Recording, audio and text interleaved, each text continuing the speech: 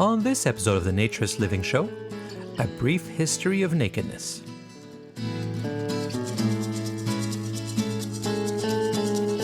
This episode of the Naturist Living Show is brought to you by Bare Oaks Family Naturist Park. At Bare Oaks, we offer traditional naturist values in a modern setting. Free your body, free your mind.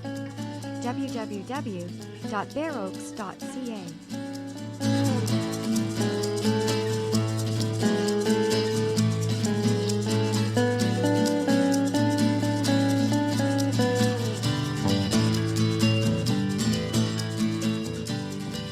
Welcome, dear listeners, to episode number 37 of the Naturist Living Show. My name is Stéphane Deschênes. I am your host for this podcast, of course, and I'm also the owner of Bare Oaks Family Naturist Park. And if you've been listening for a long time or you've caught up to the shows, you know that I'm a big fan of history. I think our history is interesting in naturism. We've basically been around for about 100 years now, a century of thinking and growing and changing. And as you know, I'm not shy to be a critic of some of the things that we've done and changed into. And I'm a strong believer that naturism is a philosophy, not just taking your clothes off, of course. So sometimes I like to go back, and I went back and I got myself a few of the early books from the late 1920s and early 1930s. And I've read a few of them, and they were very interesting. Among the Nudists by Francis and Mason Merrill, published in 1931 or 32. I'd have to look it up. Don't have it in front of me. At any rate, I actually got an original copy. This book and a few of the others that were published at the time were really key in spreading the message. In a time where, there was some radio, of course, being listened to, certainly no television, absolutely no internet. Communication was challenging. Books were very, very influential. They still are today. But back then, they were even more important because they were really the only repositories of knowledge that people referred to. And reading this book was really interesting for a number of reasons. You realize that in some ways we're very similar still today, and we haven't changed that much. And in some ways, things have changed tremendously. Some of the more interesting things were they're talking about the trip from New York City to England and then Germany, where they learn about naturism and nudism. And of course, they start by taking a ship. When you think about it, in that time, 1929, I think is when they went across, they had no other option. There were no planes. There were some planes, but certainly you couldn't cross the Atlantic with them. It was before World War II. In the rural areas where naturist clubs were located, there weren't really any cars or motorized vehicles that would go out there. You had to take a horse and buggy to get there. And then when you went to local establishments like restaurants, many of them didn't have electricity in the country. So it was interesting because they don't say this to be ironic, because at the time it was the way it was. It was fact. It wasn't ironic. It wasn't with the eye of what it was going to sound like in the future, because they had no idea what the future would be like. But one of the things they seemed to be certain about is that the future would involve all of us being nude. And there is naturism, and the nudity was very important. There was a book that came out around that time as well, which they quote from, by John Langdon-Davies, who's a quite well-known British author. And he had written a book called The Future of Nakedness.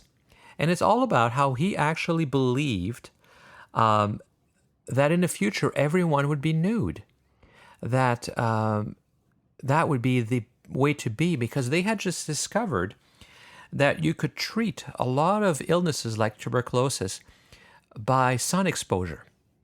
And the sun exposure had to be nude. And it's true, a lot of, before antibiotics, this was before antibiotics were known and used, they found that you could cure this terrible disease simply by being in the sun. And you've got to imagine, at that time, that seemed miraculous. And that clearly sun and air and exposure of the body was really important to health. And so John Langdon-Davies actually imagines that in the near future, we will be all nude on a regular basis. So it isn't just a matter of something to do because they felt like it, because it feels freeing, because it feels nice. They really thought it was key to the advancement of society. And so when they go and discover, going back to Francis and Mason Merrill, when they go and discover these naturist club, it is with the belief that this is the future for the world and that there will be that kind of growth. Of course, we know now that didn't happen. We know, though, that the sun, while forgotten for a while, is coming back as an important health factor, that the natural way is important to keep us strong, that modern medicine can help, but to stay healthy, you need nature. You need to be true to who we are and make sure that our body gets what it needs and what it's designed for. So it was a fun book to read, and I really realized that naturism from the very beginning was a true philosophy. I mean, of course, it was extremely strong as a health philosophy. In fact, it wasn't much more than a health philosophy too, which is interesting. So that part also evolved. At the time, it was all about health. It was about nutrition. Many times it was vegetarian only. It was no smoking, no alcohol. Exercise regimens were really key, daily exercise. Of course, that's good too, and we know that as well. So naturism really was a very important health concept for them. The idea that it was also about respect for self and others, I think, came later. Now it's also part of life philosophy of naturism. Because we've thought the whole thing through, we recognize a few more things. Just like, at the time, also reading John Langdon-Davies' book, it's shockingly racist and anti-Semitic. But of course, we have to judge him in the context of the time. Everybody was racist. But some of the comments where he actually openly discusses the idea that the white people are the superior race, as proven scientifically, is almost comical to read because we know that to be so ridiculous. So the philosophy of respect for self and others and how that fits into clothing and how clothing is actually oppressive in terms of making people feel bad about themselves is something that came later, but something that came with our analyzing and understanding better what it meant to be nude amongst others and with others. And even back in the early 30s in these books, you do get that sense that there's more to it. And even going back to that book in the 30s, they're already discussing, though, the difference between nudism and naturism. That far back, nearly 100 years ago, nudism was simply being nude, whereas naturism was a much more holistic philosophy. In some ways, they talk about nudism being the health cure, and naturism already being more of a philosophy about getting closer to nature and living a more natural way, and with that, a different relationship that people have to each other and to their bodies, but not quite to the same level that we've discovered now. But again, what was getting people excited and interested is that it wasn't just about not wearing clothes. Behind, whether it was nudism or naturism, behind it was a strong philosophy. And that's what attracted people to the movement. And that is what still rings true today. I see it at Bare Oaks as we grow. I see the young people that come, the new people that come, who have never tried naturism, and it happens. We get it so often, all summer long. There were weekends where we were doing 9, 10 tours per day on Saturday and on Sunday of couples and families who had never tried naturism before and were there to discover it. But they were looking for more than just taking their clothes off. They were looking for a better way. They were looking for a philosophy, which, of course, we're not shy to talk about and to promote and to say that that's what we are. So if you have a chance, you can buy these books still relatively inexpensively, even though they're almost 100 years old. If you go online, there's a number of online resources, Abe Books and Alibris, where you can look for some of these books and buy them for $20, $30 and have them shipped to you. And it's an interesting read. I think we should all understand our history, where we've been and where we've gone from there, and what did we lose that we should have lost, and what did we lose that we should have kept, and what are we missing now that maybe we should go back to a little bit.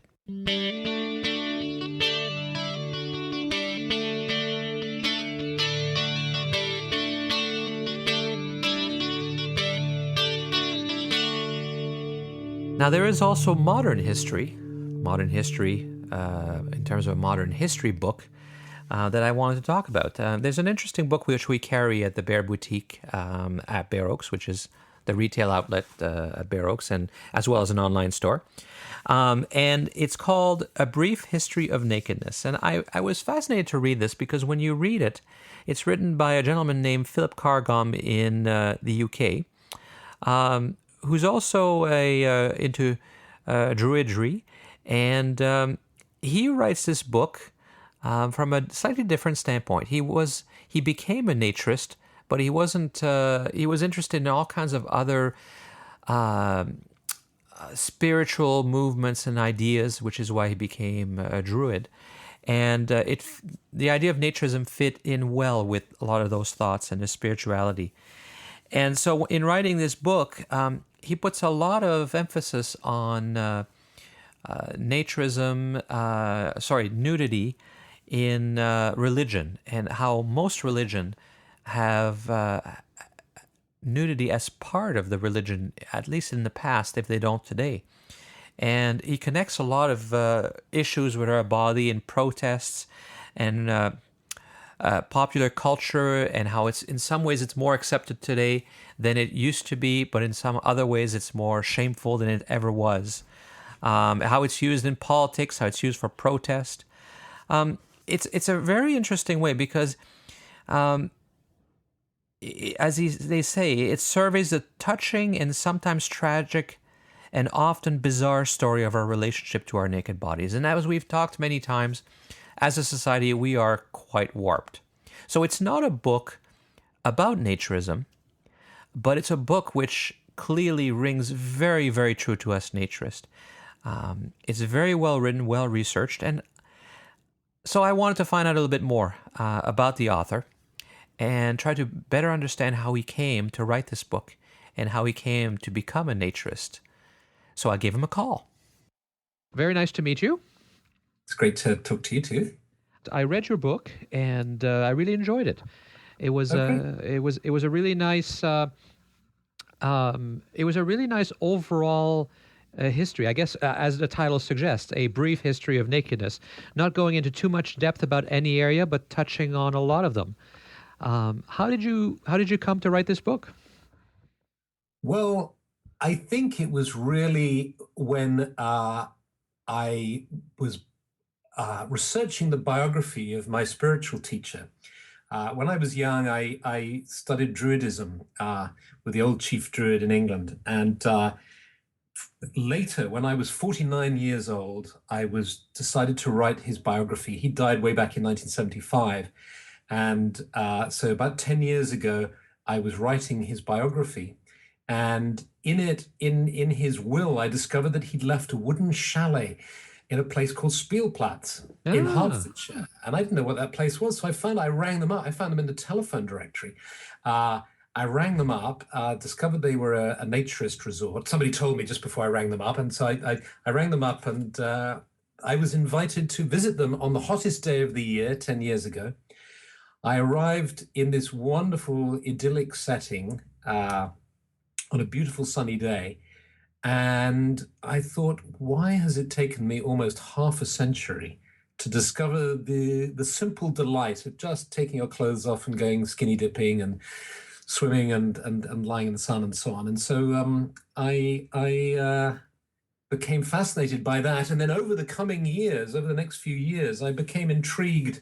And I think, there were probably a number of steps that led towards writing the book. Another key step was going on a long walk, coming to the top of a hill, an old Iron Age fort, feeling very hot, looking around and starting to take my clothes off just to enjoy the spot, and wondering if it was illegal to do that.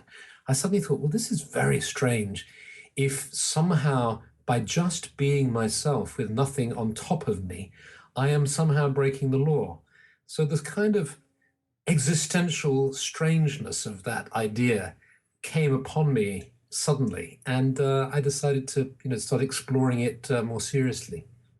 So this book you've written, I guess in some ways you've become a naturist, but you're not a naturist first. Even though this book is really something which could have been written by a naturist and is of great interest to naturists. So, who are you first? What are you? You say, are you a Druid? Is that what you call yourself? Well, I anytime one tries to describe oneself or to use a label, immediately I sense myself feeling limited. It's a bit like putting on clothing, isn't it? Yes, So you can yes. say that I'm male, or I'm white, or I'm middle class, or I'm English, and they're all true. Those statements are all true. But as soon as I say them, I feel slightly restricted. So I would say, first of all, I'm human. That's the main thing, I guess. And although some people, I suppose, might doubt that sometimes, my wife in particular, uh, but I have become a naturist. But I would sort of wear the label lightly. I'm a Druid. That's the sort of spiritual path that I follow. But I'm also interested in all sorts of other paths. And I even find calling myself just a Druid is a limiting kind of label. Well, But I but suppose, you're not just a Druid. You founded a Druid organization in which you lead, haven't you? well, that's right. And well, my teacher, whose biography I wrote, Ross Nichols, he founded the order back in 1964, and I was asked to lead it in 1988. So I didn't found it, but I'm leading it now. I've been leading it for the last 20 years. Yes. And so, for a lot of our listeners are naturists, but probably don't know much about Druidism. What is Druidism? Is that the correct term, Druidism?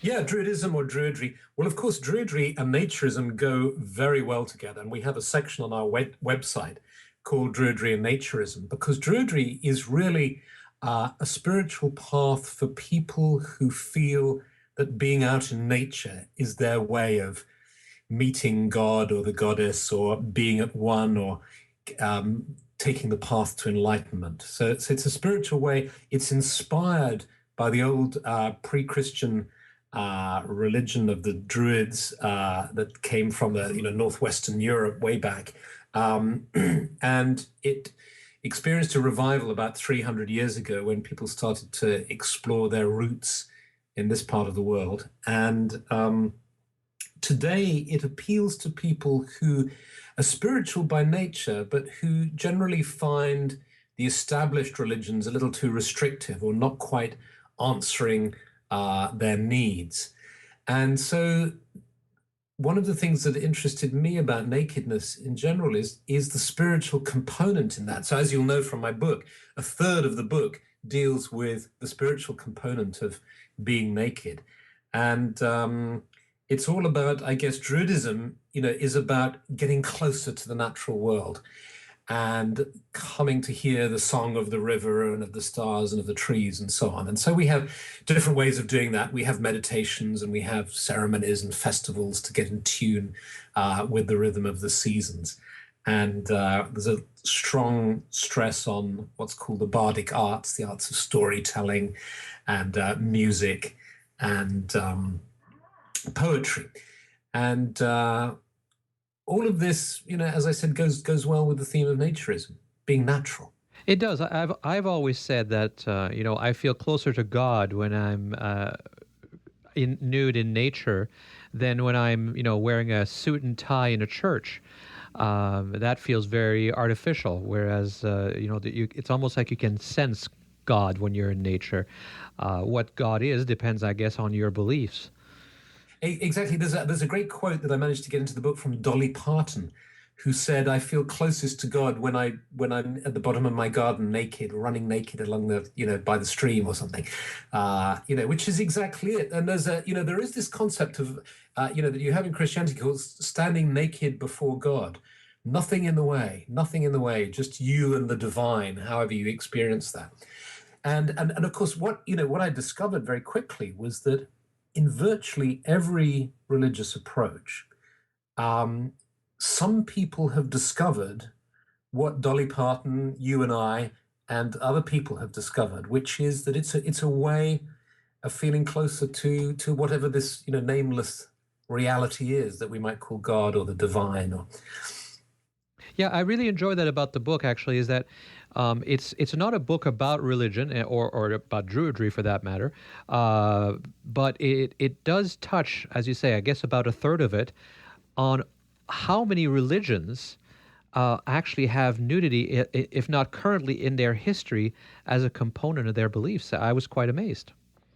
well, it's interesting. If you look at religious behavior, you see how people, since time began, people have tried to find ways to gain enlightenment, salvation, get close to God, however you want to term it, to change their consciousness. And they found all sorts of ways to do it, like meditation, like ritual, like ingesting hallucinogenic substances, like fasting, like chanting, like spinning round and round like whirling dervishes. So they've tried all these different technologies or ways. And there's actually one way that is very, very simple, which is simply being naked in nature, that people don't really know about that much unless they're in the know, unless they have discovered it themselves or are members of a religious group that use nakedness in a religious context.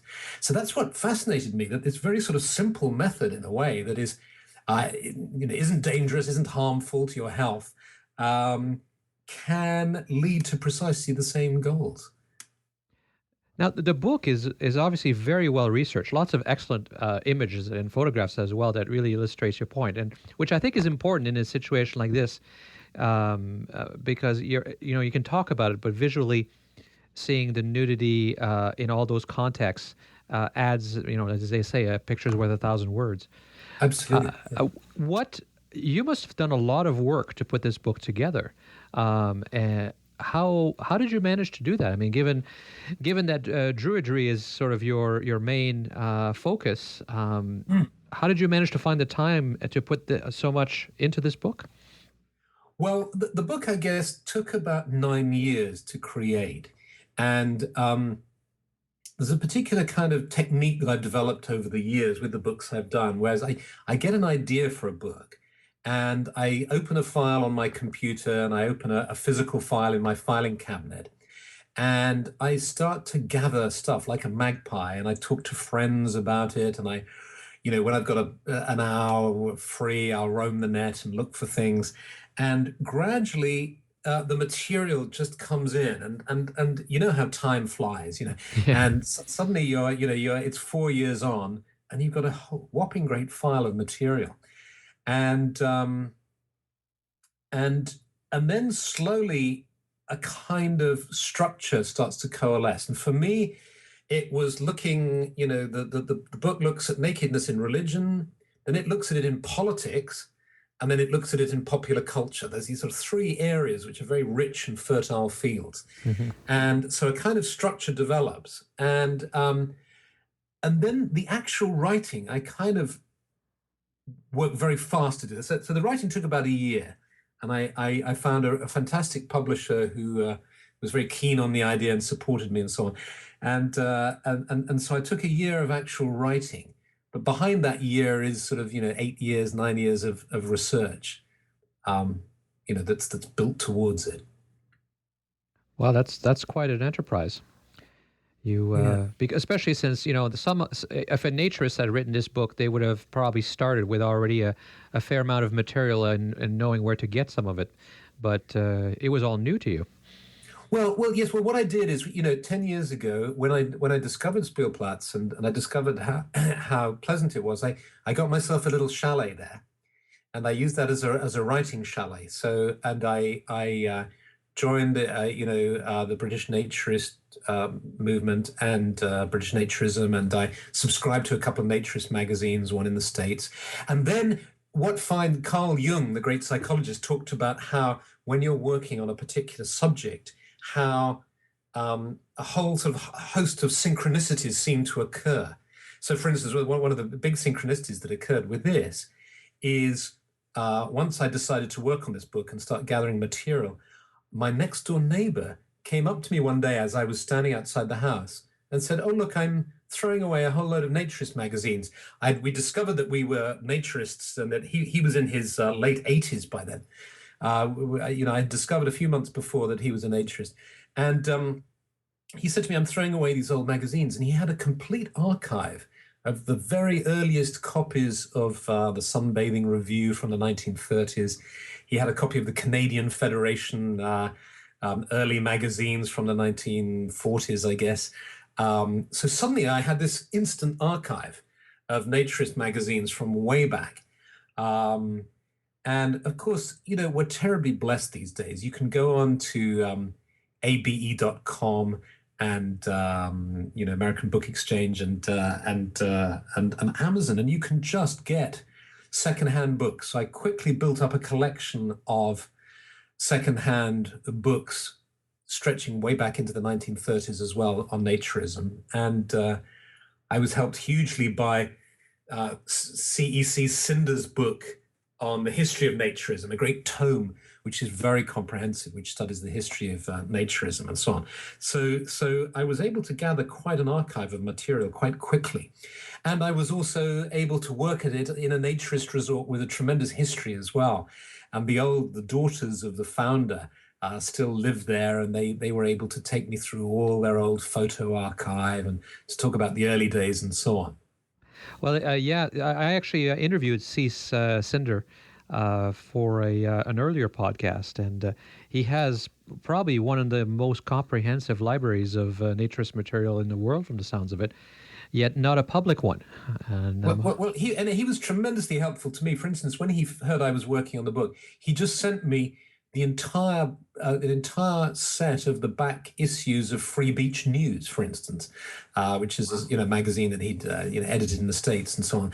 So I had a lot of material, and I've spent a lot of time out in New Zealand, and so I wrote quite a bit of this book out in New Zealand. I stayed at a naturist resort out there in Katikati, and was able to study naturism in New Zealand. And there's a couple of books. There's a book on Canadian naturism that I've got here, Au Naturel. There's a book on Australian nudism produced by an academic in Australia. There's a lot of interesting resource material out there for anybody who wants to study this. Yeah. And so one question I had, on two occasions in the book, at the very beginning and about halfway through, you talk about nudism being on the decline since the 1960s. Do you mean that as distinct from naturism, or are you using the two terms interchangeably? Well, what I meant by that is, I think I qualified it by saying social nudism or social naturism. What I mean by that is as far as I understand, what happened was with the history of naturism that it reached its peak in about the 1950s.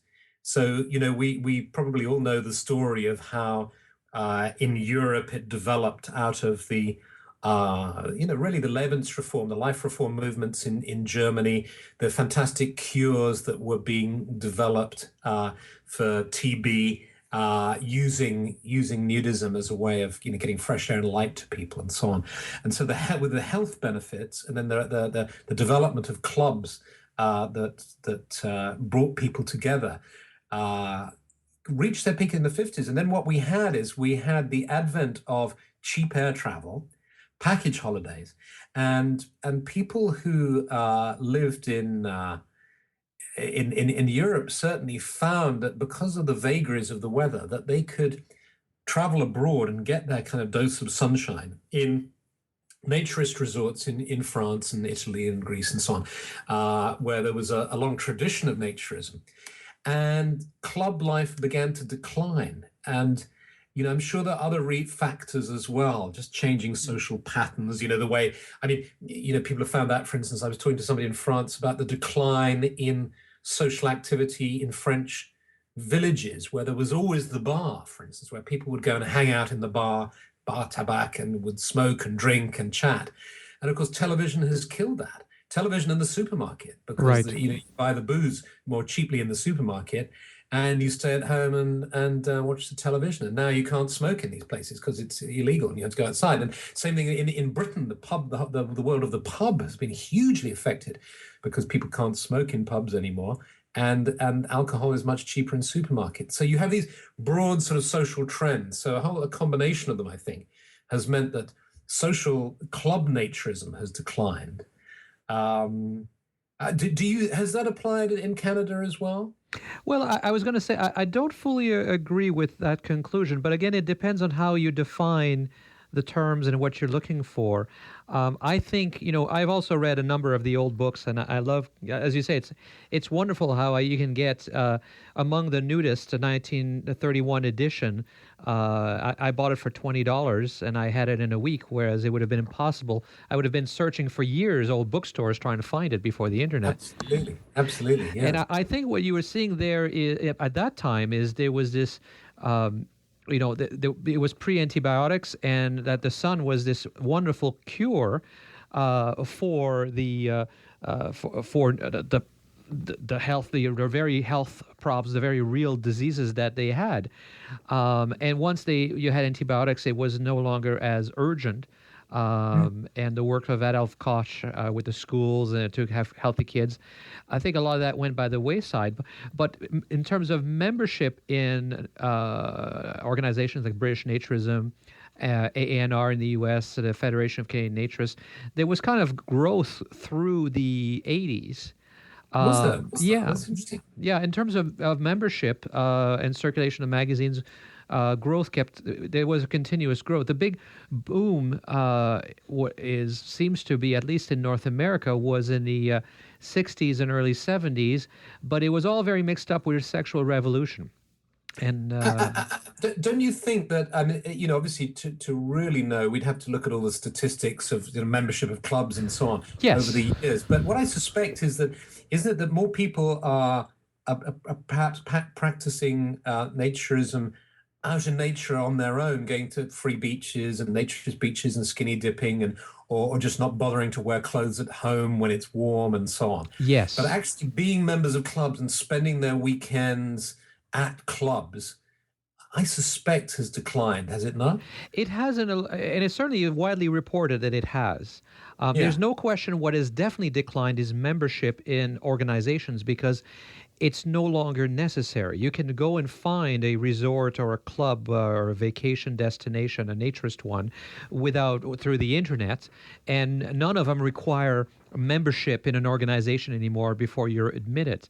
So there's no question that kind of membership has gone down. And you're also right. I don't see any decline in the number of people who attend beaches like Red Beach in Vancouver. And Hanlon's Point, which is a nude beach in Toronto, was designated in 1999 and has had a fairly steady growth in attendance ever since. So it's less organized, absolutely. I think part of the mix-up that we've had, though, is this whole sexual liberation and naturism and nudism. I kind of coined a few months ago the term, because people mix up naturism and nudism. In the United States, it tends to be more nudism. In Europe, it tends to be more naturism. And yet often the people mean the same thing when they're in the way they practice it. So I've talked about ethical naturism versus recreational naturism. That's say more about that. That sounds a nice distinction. Yeah, well, it's because I've discovered that there is a clear difference in what people want. There are a lot of people that seek the ethical naturism, where it's not just taking your clothes off. The recreational nudist or naturist, it's more an option to wearing a bathing suit at the lowest level of recreational naturist and nudist. Like everything, I consider it to be a scale. But I certainly see people who just don't like to wear a bathing suit, and it means nothing beyond that. And in fact, they are very happy to be dressed in between. Yeah. The far end is the recreational naturist or nudist who believes that it can make the world a better place, that it promotes equality and health, and there's a spirituality to it, and you feel closer to nature. And that side, I think, has disappeared a lot.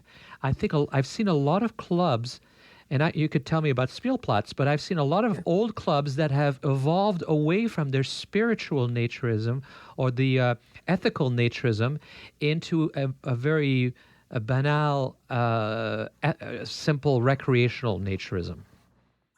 Right. That's interesting, isn't it? I don't have, enough experience of clubs to be able to say that. If that's so, that's a shame. I know exactly the distinction you're making, and I think what interests me is that ethical end of it, where it's an experience that's leading one closer to nature, to respect nature more, to be to treat each other with greater respect, and so on. As opposed to just a sort of hedonistic enjoyment, I mean, which is, there's nothing wrong with that either. I don't want to sound like a Puritan, but I just think that naturism has the potential for being so much more. I mean, what I'm finding is in my I travel around and I do lots of work with groups and so on, and recently we had a healing retreat at Spielplatz with about 20 people who came along, and I think what is heartening is to see that there are many people who do understand the ethical and spiritual dimension of it. This may be just because that's the world I move in; those are the kind of circles I move in. But I think again, in which is why I focused on it, for a third of the book, is that when you start to explore that field, you see that there are increasing numbers of people who are aware of the fact that naturism can bring them some spiritual benefits, as well as more simpler hedonistic benefits, if you like. Well, do you think in your research that Spielplatz has as strong of a view of the idealism of naturism than 40 years ago? Probably not. I think if you look in any movement, it goes through cycles. It's just like the seasons, And I think, perhaps the summertime of the organized social nudist movement was the 1950s. And it's been going into a kind of autumn and sort of is now in a kind of wintry period. What I hope will happen is that there will be a kind of rebirth, a new cycle that the naturist world will go into as more people experience the spiritual benefits of naturism. And I think whilst that may not happen, I think it may possibly happen because we're undergoing this, crisis where suddenly the natural world is under threat and more people are realizing that. And, it's the old story is you only really value something when you risk losing it. And as people wake up to the fact that they might lose a lot of the beauty that exists in this world, what I hope is that people will become more environmentally aware, more responsible environmentally, and they will seek, and what we're certainly seeing in the Druid movement is we're having every year more and more people join our movement and start studying Druidism because they want to cherish the earth and get back to it. And one of the ways you can do that is by being naked outside in nature and connecting with Mother Earth. So that's what I hope for. Yes, I completely agree with you. I also own a naturist club, my wife and I do, called Bare Oaks Family Naturist Park, which we took over 5 years. It'd been around since 1972. Yeah. It had very few members, 136, I think it was. Yeah. We're well over 500 now. Oh, wow. Plus, we get thousands of visits every summer from non-members because we do not force membership on people. Right. And I think, and a lot of young people who've never tried naturism before, we're not taking from other clubs. And in my philosophy when I started, which seems to be proven right, was that you need some place that means something. You need a very strong ethical background. And the example I give is if you went to a vegetarian restaurant because you were a vegetarian and passionate about vegetarianism, and you found on the menu that they had steak, you'd be very disappointed. You expect the restaurant that has the philosophy to have a stronger belief than you do. And similarly, when you go to church, if you went to church and found that the priest or minister or leader somehow was less passionate about the religion than you are, you would equally be disappointed. You expect these destinations to be beyond where you are so that you can learn and you can completely bathe yourself in this philosophy. And which is why I have the podcast, which is why we try to really make it more than just taking your clothes off. How fantastic. Well, thank you. I think that the big where we all went wrong as a movement is trying to be mainstream. And my listeners are going to roll their eyes when I say this because I keep saying it. One of the biggest mistakes was being clothing optional. Oh, really? Okay. Oh, that's interesting. Okay. Yes. So your place isn't the clothing optional? No, because I have a whole show where I just explain the reasons and a web page and all that. But essentially, we water it down. That's like offering hamburger in the vegetarian restaurant. Yeah. You either come for the philosophy or you don't. And if you are clothing optional, it was with the idea of being inclusive. But in being inclusive, we watered down what we were all about. Well, I can understand that. I went to a naturist place in New Zealand once, which had become clothing optional. And I found it really difficult. I turned up there and everybody seemed to be clothed. So, of course, it's really hard to take your clothes off in that kind of environment with everybody there. And so I can see that point. But how wonderful that you've seen this trend, your membership going up. I think that's fantastic. That's really good news. And do you feel that this more ethical, if you like, spiritual, or however you want to term it, idealistic approach to naturism is that what you're working with in your resort? Absolutely, and I think that's what people want. That's why they first flocked to naturism. They were, and it's even more relevant today. In a world where we tell people that they're supposed to expose their body for the pleasure of others, not for themselves. And at the same time, we also tell them that their body is not good enough to do that. Yes.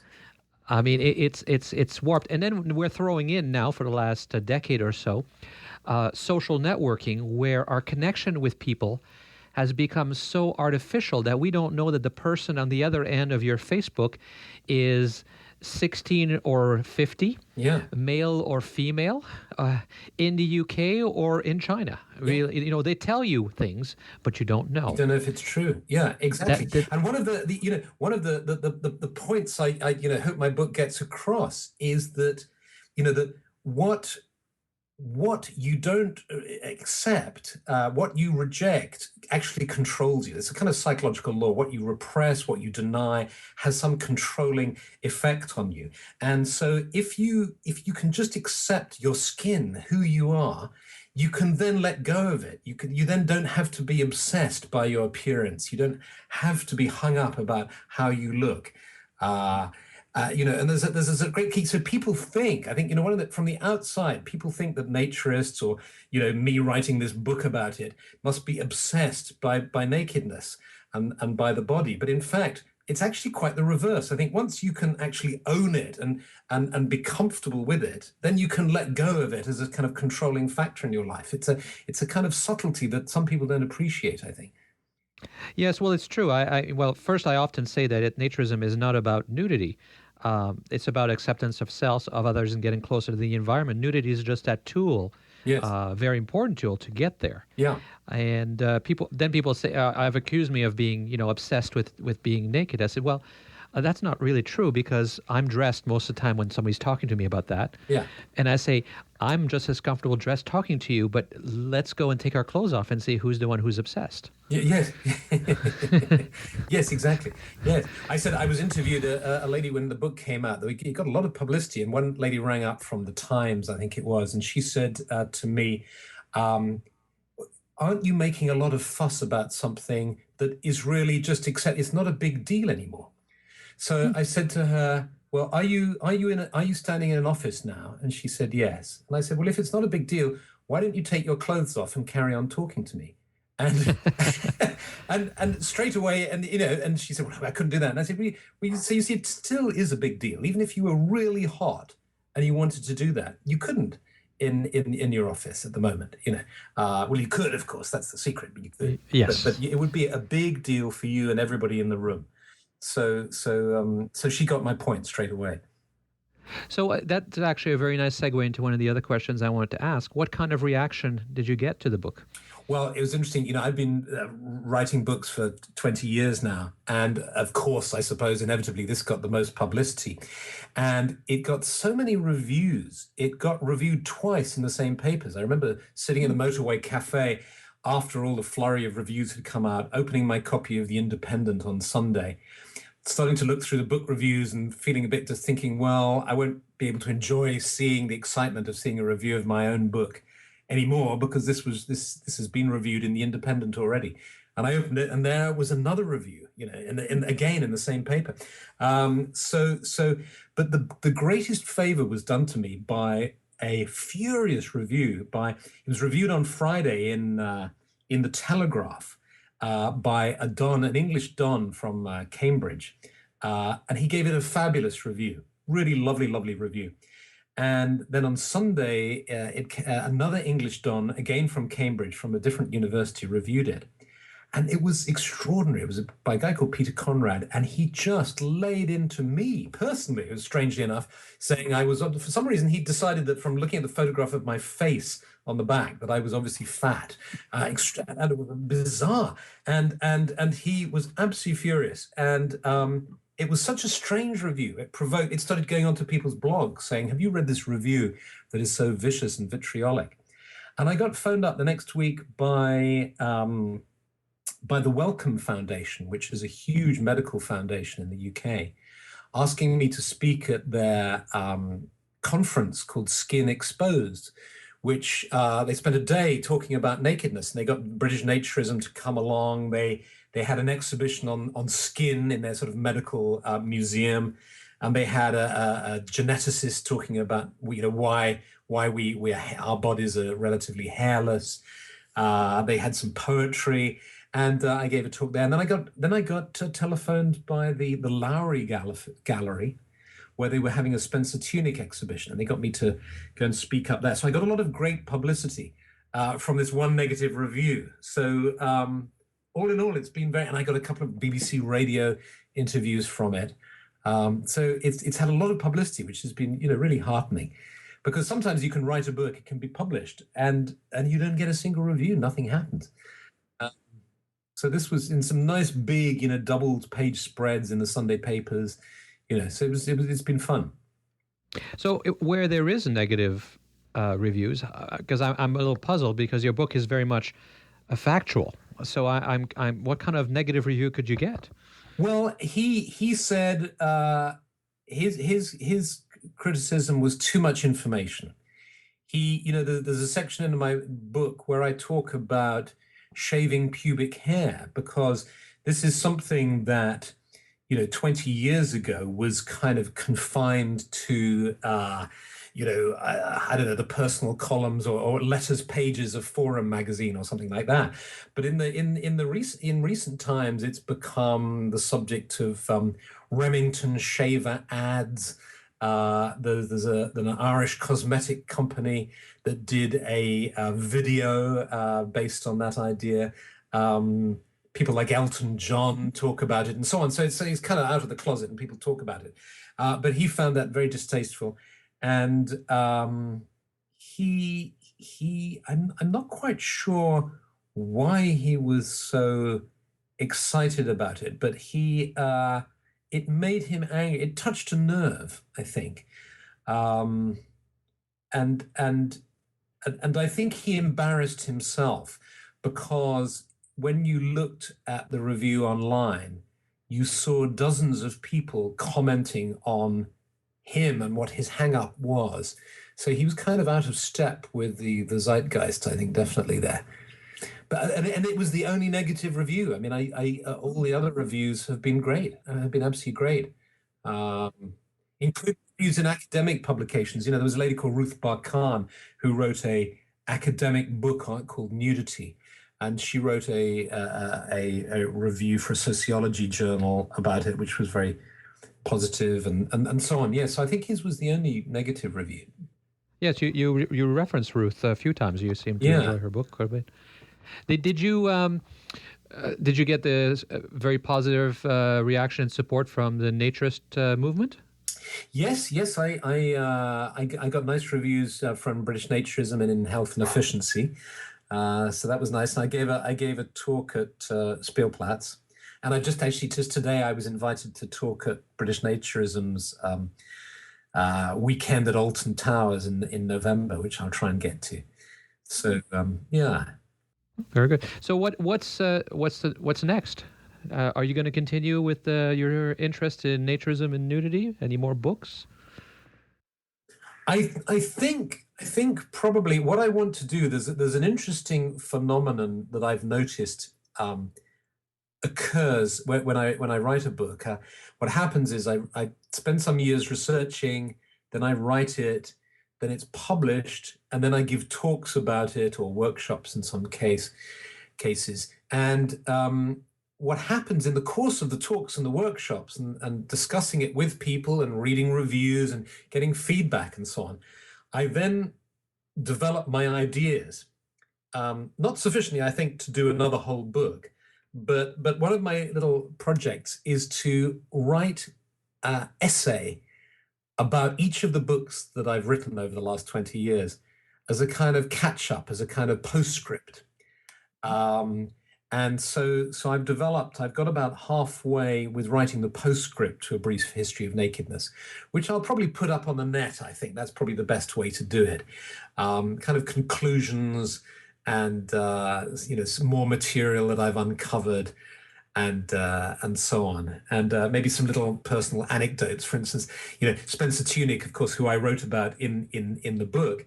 About 6 months after the book came out, I was invited to a private Spencer Tunick shoot, which is like a private party in Oxford, where about 25 of us met up, and he did a shoot for us, and then gave us a set of, gave us each a print, a signed print as a result of that, and that was tremendous fun. That was a great experience, a great evening, and so on. So I think I'll write a maybe 10,000 words on that and put it up on the net, and try and gradually work through all the books that I've written and do a similar kind of job. But I don't think I've got enough material for another whole book on it.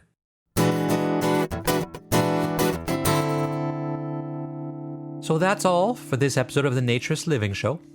Thank you so much for listening. You'll find links to the books that I've talked about and all the websites and items that I mentioned on the show website in the show notes. And the website is located at naturistliving.bareoaks.ca. That's B-A-R-E, of course, bareoaks.ca, because we're in Canada. Keep sending your emails and your notes and your suggestions. I always love to read them. And I think I respond to everyone, but of course I can't read all these anymore on the show. There's just not enough time. But keep sending me the notes, because I do enjoy it. It keeps me going, and it's good to get the feedback. The email address for the show is naturistliving, all one word, at bareoaks.ca, B-A-R-E, bareoaks.ca. Join us again in about a month for the next episode of the Naturist Living Show. This episode of the Naturist Living Show was brought to you by Bare Oaks Family Naturist Park. Traditional naturist values in a modern setting. Traditional values means that naturism is more than just taking your clothes off. It is a life philosophy with physical, psychological, environmental, social, and moral benefits. Bare Oaks Family Naturist Park strives to promote those naturist values in a modern setting that provides the amenities and services that our members and visitors expect. Free your body, free your mind. Learn more at www.bareoaks.ca.